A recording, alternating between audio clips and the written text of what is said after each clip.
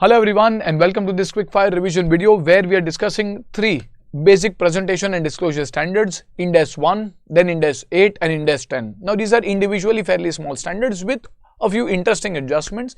So we'll kind of do them together for a quick overview of these topics. Individually they're not very important, but a few adjustments in them may be interesting from an exam perspective. So when we are looking at Ind AS 1, this is on presentation of financial statements, which involves basic principles like going concern, accrual, consistency, comparative reporting, etc., offsetting. A couple of important points over here is, first, a requirement under Ind AS to give a disclosure about a fair presentation and the compliance of Ind AS. So Ind AS requires an explicit and an unreserved statement of compliance with Ind AS to be given. It cannot be subject to, it cannot be provided. You have to give an explicit and unreserved statement in the financial statements which shows that you are complying with Ind AS. Secondly, if you want to do offsetting, the general principle of offsetting over here is if the assets and liabilities can be settled net, then you can offset and show the net amount. Further, if showing the net presentation reflects the essence or commercial substance of the transaction, you are permitted to offset. The standard also dwells into understanding what is a current and a non-current item. So basically, a current item is an item which is defined to be settled if it's an asset, realized; if it's a liability, expected to be paid within 12 months or within operating cycle, whichever is longer. So when we are looking at an operating cycle is usually like the working capital or an operating or cash to cash cycle. How much time does it take for you to convert the initial cash invested into your cycle back into cash? So this can involve raw material holding period plus the WIP processing period plus the finished goods holding period plus the debtor collection period and so on. So all of these put together will give you, if there are creditors, then less the creditors payment period, all of this put together will give you the operating cycle. If your operating cycle is less than 12 months, then typically 12 months is taken as a threshold for current, beyond 12 months is non-current. However, in certain business like aircraft manufacturing, shipbuilding, etc., if the credit or the operating cycle goes beyond 12 months, let's say it goes up to 24 months, then you take 12 or 24, whichever is longer. So if an item is realized beyond 24 months, it is non-current. Within 24 months can be classified as current in such cases. It is possible that in certain businesses, there are multiple businesses, and in some of the businesses, the operating cycle may be, for example, 14 months. In some of the businesses, the operating cycle, like real estate, may be 13 months and 30 months. And they are a part of the same company, in which case different items can have different possible operating cycles, and hence the classification of current and non-current can be different division wise as well for an entire company.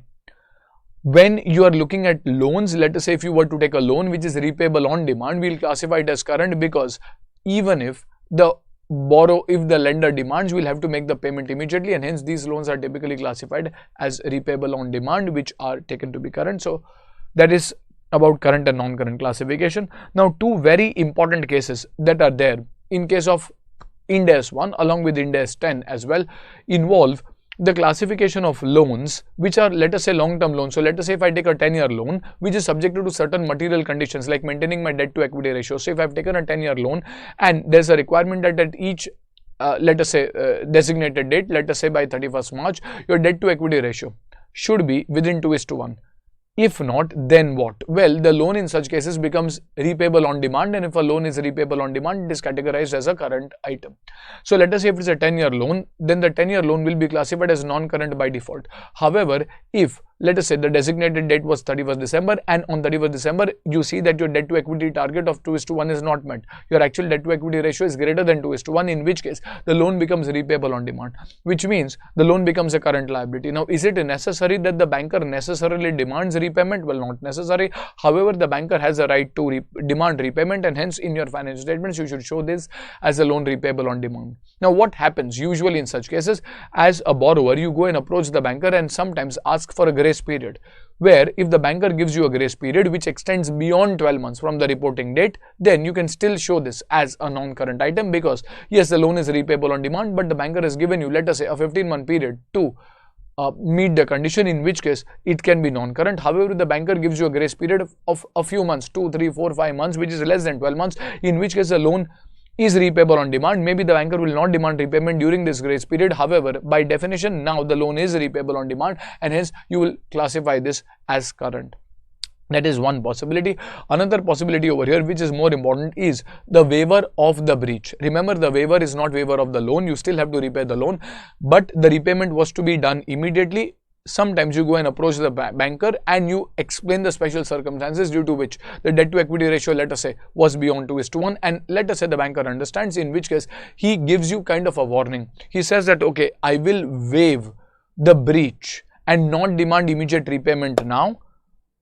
However, next time you need to be careful. Now over here there's a waiver of breach, which means the loan which was originally a non-current loan, which on 31st December became a current liability because it was repayable on demand, on account of the breach, will now again go back to the non-current liability, because if the banker has said that they will not demand immediate repayment, then the loan again becomes non-current liability. The loan is still a liability because banker will still demand the scheduled repayment after, let us say, 9 or 10 years, but they will not demand immediate repayment. So in case of a breach followed by a subsequent waiver of the breach, the loan will again be reclassified to non-current liability, provided the waiver happens before the balance sheet date.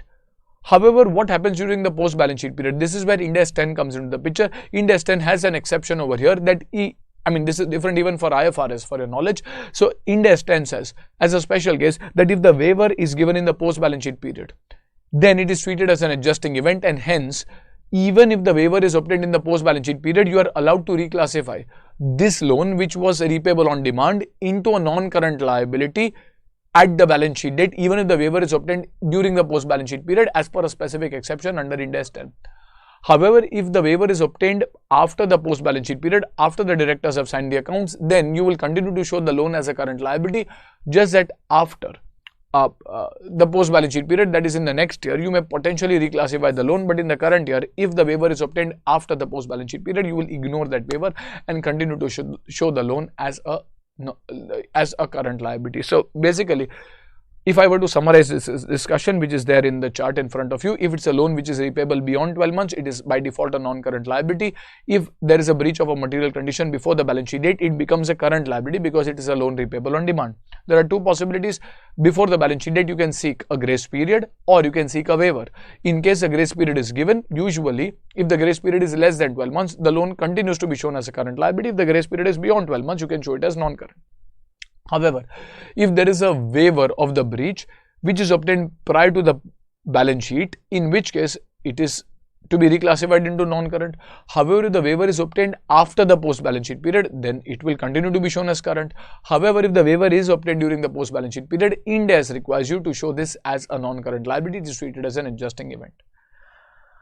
Now, sometimes what happens is, there are special cases where before the breach actually happens, you go to the bank and you request for an extension of the due date. So on 31st December, you had to meet a debt to equity ratio. Now you went to the bank in November itself, that is before the breach happened, and you requested an extension up to 30th June or requested for a waiver, in which case there is no breach. If there is no breach, this chart does not apply. Remember, this chart becomes applicable only if there is a breach and then there is either a subsequent grace period or there is a subsequent waiver. In case there was no breach, that is before the breach happened, you got an extension, in which case there is no breach in the first place, in which cases the loans will continue to be shown as non-current only. Acha. Another special case over here is in cases where loans are repayable within 12 months. Now, these are by default current liabilities. However, if we have agreed to refinance this loan or roll over this loan, let us say, how will the accounting happen? First, if the loans are repayable within 12 months, it is a current liability. If the refinancing or rollover is not agreed, it continues to be shown as a current liability. Some questions will try to tempt you and say that the banker is or the entity is confident that it can refinance that loan or roll over that loan. Remember, the entity's potential, your expectation to refinancing is not relevant. As per fact, the loan is repayable, let us say, in 6 months, in which case it is a current liability. However, if the refinancing or rollover has been agreed, so let us say you have a loan with the SBI which is repayable after 6 months, you have told SBI that after 6 months, you roll this over into a new loan for another 3 years, in which case you don't have to repay anything after 6 months. This agreement has been done, in which case the rollover or refinancing has been agreed prior to the balance sheet date, in which case you can reclassify this loan into a non-current liability, provided the refinancing or rollover has been agreed before the balance sheet date with the same banker. If it is agreed with some other banker, let us say you agree this with HDFC, then you actually have to physically repay the loan to SBI, and you will use that using the money from HDFC, but actually you have to repay the loan. And hence, if the refinancing is agreed with a different bank, you will still continue to show this as a current liability. Remember the exception over here for treating events in the post balance sheet period as adjusting is available only for waiver and breach. For items like grace period or refinancing done during the post balance sheet period, these are non-adjusting events. These are new events that have happened during the post balance sheet period, and hence non-adjusting. It is only waiver which has happened in the post balance sheet period which is treated as adjusting due to a specific exception which has been added into Ind AS 10. So this kind of takes care of broadly about Ind AS 1, the important aspects. Next, if we go to Ind AS 8. This is accounting policy changes and accounting estimates and errors. First, you understand accounting policies. Accounting policies are methods of applying accounting principles. So when we are applying accounting principles over here, the methods of applying accounting principles should be applied consistently year after year. So Ind AS 1 tells you that the accounting policy should be consistent. Like inventory is measured using FIFO, it should consistently be measured using FIFO. However, due to a change in either a law or an accounting standard, or due to better presentation, it is possible that you might insist, or the management believes in changing the accounting policies. These accounting policy changes are considered to be relatively rare, and if you decide to do that change as per Ind AS 8, the effect for that change has to be given retrospectively unless it is considered impracticable. Now, what do you mean by a retrospective change, and what do you mean by a change in accounting policy? A change in accounting policy means similar transactions are accounted for using a different policy. That is a change in accounting policy. Remember, you need to differentiate the change in accounting policy from a different policy applied for new transactions, like you were buying and selling petroleum products, which was your inventory, which you were measuring using weighted average. Then you stop petroleum business and you start, let us say, the consumer goods business, in which case you measure the consumer goods using FIFO. Now that is not a change in accounting policy. In fact, it is a different policy applied to a different set of transactions, which is different categories of inventory. However, in case you continue to buy and sell petroleum products and you now want to show this using FIFO, that means the similar transactions are accounted using a different policy, and hence you need to do a retrospective restatement. This retrospective restatement is happening because the management believes that it is better to show using FIFO. For example, maybe because your competitors and other industry players are also showing using FIFO and you are just getting listed, you want to ensure a better comparison. So that can be, let us say, one of the reasons. So over here, when we are changing accounting policy, this has to be done retrospectively. A retrospective restatement means you will restate the comparative periods as if the policy was always applicable, and for periods prior to the comparative period presented. Now typically if your current year is the year 23-24, then the previous year will be the year 22-23, which you will generally have to show. You can even show more than one period, but generally you have to show the immediately prior year as well. So for the immediately prior year, you will restate actually the financials as if that policy was always applicable. Sir, but the financials have already been filed. You don't have to change the financials that have been filed, but in the current year, when you are preparing the previous year column, you will restate the financials as if the new policy was always applicable. Once you restate these financials, then what you will try to do is, what about the period prior to the earliest period presented? Then you will have the opening balances. Let us say if this was inventory, the opening balances in the retained earnings, the opening balances in the inventory. If it was PP, the opening balances. Maybe the restatement is due to, let us say, some depreciation element. The opening balances of retained earnings, the opening balances of PP will be restated. So you will try to quantify the effect to the extent practical. You will try to quantify the effect to the extent possible for periods prior to the earliest period presented, and make the adjustments in the opening equity items like retained earnings along with the corresponding asset and liabilities. This has to be done mandatorily to the extent it is practical. However, in certain cases, it may be impracticable to do a retrospective restatement. What do you mean by impracticability? Even after applying reasonable effort, you are still not able to restate. Why? Because there may be no data available, maybe due to a virus attack, or maybe due to income tax possessing your books, you don't have data, or maybe because of the Companies Act requirement that after data prior to 6 or 7 years can be destroyed. So you have destroyed that record. So to the extent it is practical to restate, you will retrospectively restate and make the adjustments in the opening balances along with the corresponding effect in the retained earnings.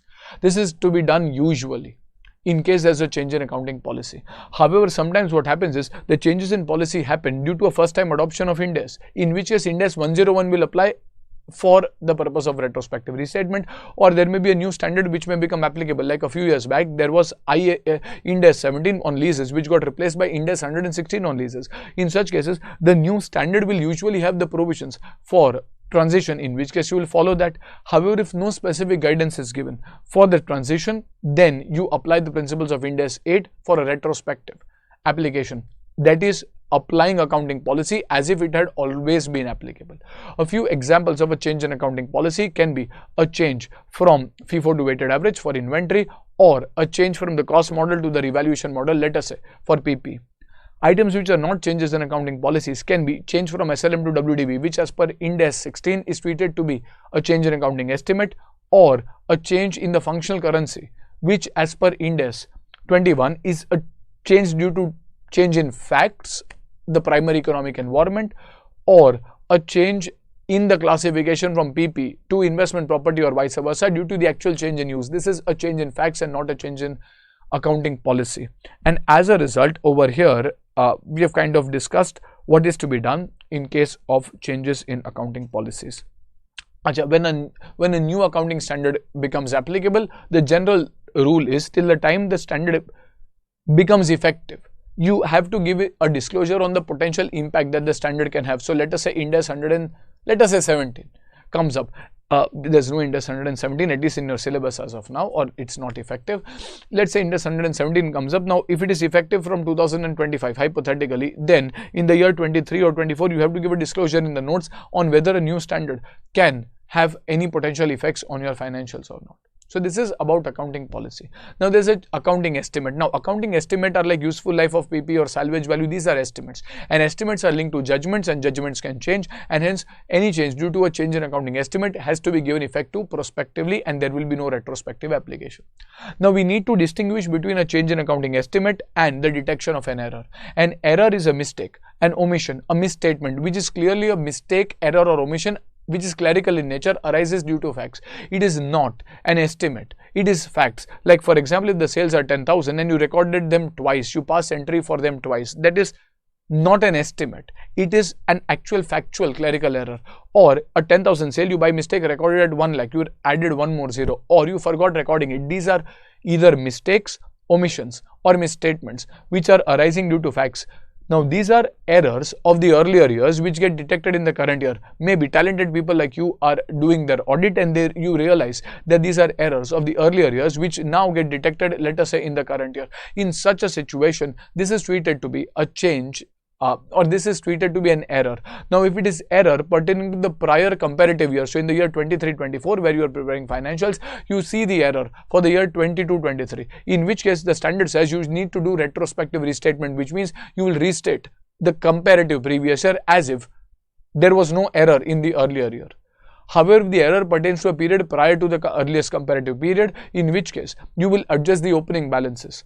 In these cases where there are errors, or there needs to be a reclassification, or there needs to be a change in accounting policy, Ind AS 8 mentions that you will have to prepare 3 balance sheets if the impact goes up to a period prior to the earliest reported date. Like you are preparing financials for the year 23-24, then you have to prepare the balance sheet as on 31st March 23, a comparative balance sheet as on 31st March 23, so there's 31st March 24 balance sheet, 31st March 23 balance sheet, and a 1st April 2022 balance sheet where you can show the impact for changes in the opening balances. Remember, there are 3 balance sheets required, not 3 P&Ls. The profit and loss is still going to be 2 P&Ls, that is the current year, that is the year 23-24, and the previous year, that is the year 22-23. So a 3rd balance sheet is required in case the impact of an error or a reclassification or a change in accounting policy extends prior to the earliest period presented, then a 3rd balance sheet is to be prepared.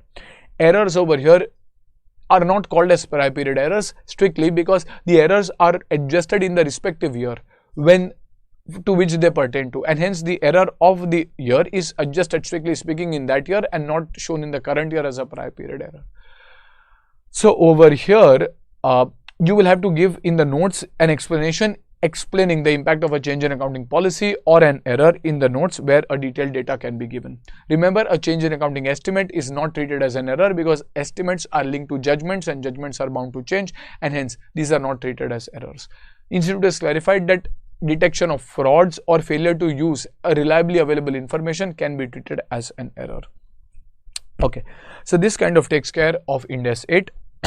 Next we go to Ind AS 10. Now this is events occurring after the balance sheet date. This standard is not directly asked, however it has its spillover effects in various other standards where you might be asked on certain events which have happened in the post balance sheet period on whether they are adjusting or non-adjusting. So over here, when you look at post balance sheet period is a period that starts after the balance sheet date. So let us say 31st March 2023 is the balance sheet date, then the post balance sheet period starts from 1st of April 23 and it continues till the time the directors sign the accounts. Now there can be various other dates, like the date when the accountant, let us say, prepares the accounts, or the date when audit committee reviews the accounts, or the date when the auditor gives his opinion, or the date when the shareholders the accounts are tabled, or the date when the accounts are filed by the MC. All of these dates are irrelevant. The date when the directors sign the accounts is considered to be the date when the post balance sheet period ends, because the accounts are signed and prepared for and on behalf of the board. So after that, the changes, if any, are to be disregarded and ignored. It is possible that there are material problems in the accounts, in which case the director may decide to reopen accounts which have already been finalized, in which case, in rare cases, directors may again reopen the accounts and then again do finalization, in which case the date when the accounts get finally approved is the date when the post balance sheet period ends.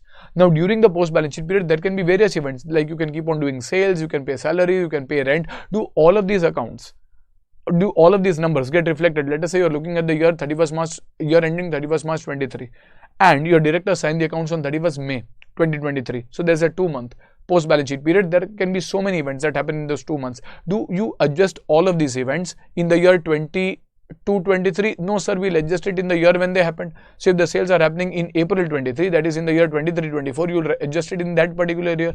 However, there can be certain specific events which are happening during those 2 months which give you additional information about a condition which is already existing as on the balance sheet date. Like in February 23, you might have done a credit sale with a credit period of 3 months, which is expiring, let us say, let's say on 30th April or 1st May, and now when you go knocking to the customer's door, you see that the customer has been absconding,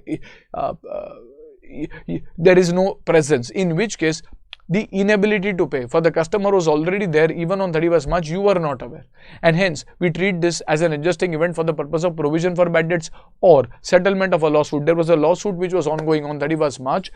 However, in the post balance sheet period, the court gives a verdict which gives you additional information about the quantification of the amount to be paid. Or as on 31st March, you have to measure the inventory at the lower of cost or NRV. NRV is based on the estimated selling price. So the actual selling price in the month of April or May, as the case may be, for that item of inventory can give you additional information about the estimated selling price of that inventory as on the balance sheet date. Or let us say, when I am looking at a managing director's remuneration, which is 5%, let us say, of the net profit, we don't know on 31st March what is the net profit. However, finalization of accounts in the post balance sheet period gives you additional information of the quantification of the net profit, which will help you in measuring the MD's remuneration as well. So all of these are examples of a post balance sheet event, which is adjusting event. Like you might do your articleship, and during that finalization you might detect certain errors which are pertaining to the respective year. These are adjusted in the current year because this pertain to events which have happened as on till 31st March, for which additional information is obtained after 31st March. What do you do with adjusting events? You will adjust them in the accounts. However, what is a non-adjusting event? A non-adjusting event refers to a new event which arises after the balance sheet date. However, if it is material, like there may be so many events, now you don't have to treat everything as non-adjusting. If there are material events like a demerger, like a amalgamation, like acquisition of a major assets, or like dividend being proposed or declared, if these are major events which arise during the post balance sheet period, they do not pertain to a condition which is already existing on the balance sheet date, but they are new events altogether. In which case, if they are material, a disclosure is given. If they are not material, then there is no disclosure given in the current year. They will directly be recorded in the next year only.